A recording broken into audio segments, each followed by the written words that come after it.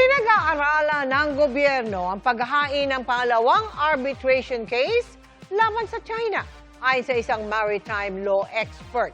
Sa gitna yan ng mga aktibidad ng China sa exclusive economic zone ng Pilipinas. Nakatutok si Dano Tincungco. Sa Marine Domain Awareness Flight ng Pilipinas na isinagawa kanina sa Bajo de Masinloc, na-monitor ang barko ng Chinese PLA Navy, isang research vessel na humihila sa isang movable platform at ilan pang service boat ng China. We also saw the service boat towing the floating barrier. Ibig sabihin, they are placing back the floating barrier that was that they are always placing at the entrance to prevent the Filipino fishermen from entering. Na-monitor rin ng Philippine Coast Guard ang dilaw na buoy na unang namataan doon noong Oktubre. At isang itim na buoy at antenna-like structure at barko ng Chinese Coast Guard 25 nautical miles mula sa San Felipe, Zambales. The floating movable platform is being utilized by the Chinese research vessel in conducting an illegal marine scientific research inside Bajo de Masinloc. As to the real intent of the Chinese government, we still don't know.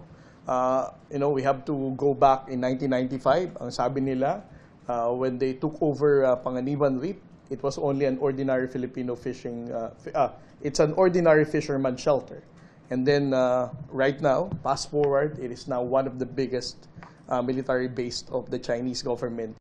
Nauna nang sinabi ng Chinese Embassy na nagsasagawa nga sila ng marine research sa Bajo de Masinloc sa Baygiit na naayon lang daw ito sa kanilang sovereign rights. Pero muling nilinaw ng PCG, labag ito sa UNCLOS at kailangan daw maghain ng diplomatic protest.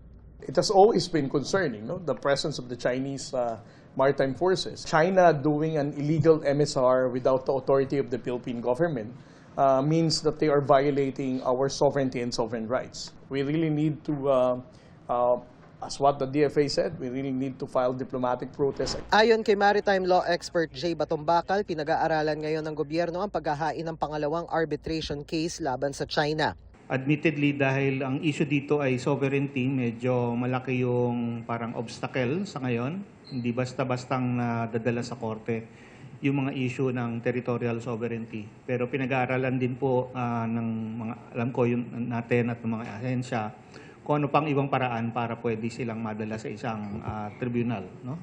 Pero para kay dating Solicitor General Francis Hardelesa, kung maghain nga ang gobyerno ng pangalawang arbitration case laban sa China, malaki ang tsansang maipanalo ito ng Pilipinas. Kasama si Hardelesa sa legal team ng gobyerno ng Pilipinas na naghain ng unang arbitration case ng bansa laban sa China sa Permanent Court of Arbitration noong 2013. Dagdag niya, dapat daw mismong si Pangulong Bongbong Marcos ang magtulak sa paghahain ng kaso. Ang kaigihan, ang strength o ang lakas ng kaso natin ay magmula doon sa una nating ipinanalo. So, mali po yung haka-haka na baka matalo pa tayo. Paano ka po matalo? Nanalo na tayo sa unang kaso.